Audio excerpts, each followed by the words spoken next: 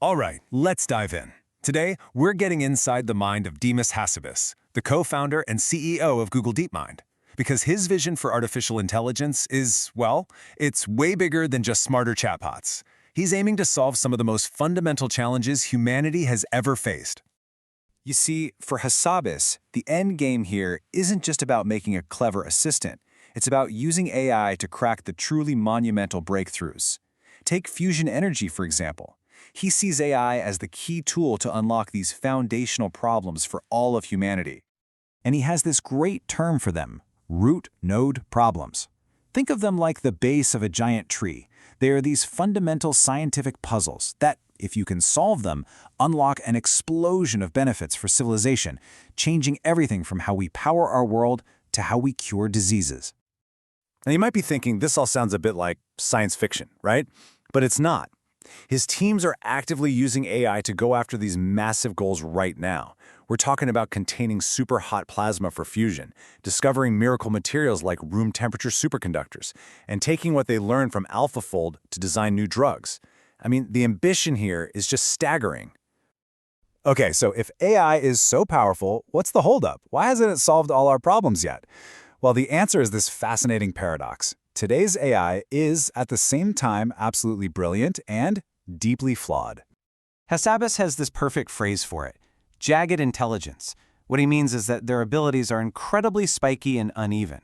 You get these huge peaks of what looks like genius, right next to these deep valleys of, well, surprising incompetence. And this really paints the picture, doesn't it? In one breath, an AI can perform like a PhD, winning medals in international math competitions. But in the very next, it might make a simple logic mistake or have trouble with chess, a game that AI supposedly solved decades ago. It's just bizarre. So the big challenge, the whole race to what we call artificial general intelligence, or AGI, is all about smoothing out those jagged edges. To get there, researchers have to build systems that are consistent and reliable. Systems that can actually reason and plan, that learn from new experiences, and maybe most importantly, systems that are grounded in our physical reality. So how in the world do you teach an AI about the real physical world? You know, about gravity and momentum and cause and effect? Well, the answer is kind of cool. You let it build its own virtual playgrounds and then learn by playing inside them. And this brings us to a concept that Hassabis is really excited about: the world model. This is an AI that learns the intuitive physics of our world, not by reading about them in a textbook, but by observing and interacting, so it can then generate its own incredibly realistic interactive simulations. And this is how they're actually doing it. With this brilliant training setup, you've got one AI named Genie, who's like a world builder. It can spin up an interactive world from just a single image. Then you drop another AI, an agent called Sima, inside that world to explore and learn.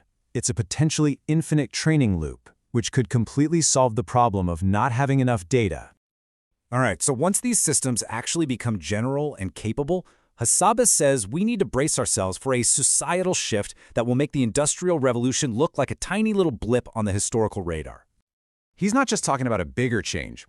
He's talking about a change that's 10 times bigger. And get this, 10 times faster than the Industrial Revolution. We're talking about a transformation happening over a single decade, not 100 years.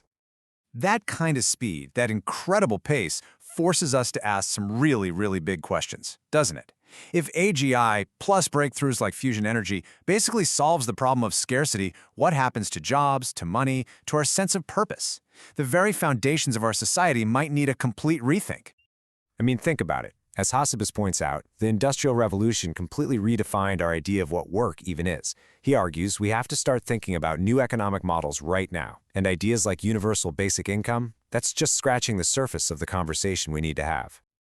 So, all of this, from fusion to AGI, it's all building towards one massive, ultimate philosophical question.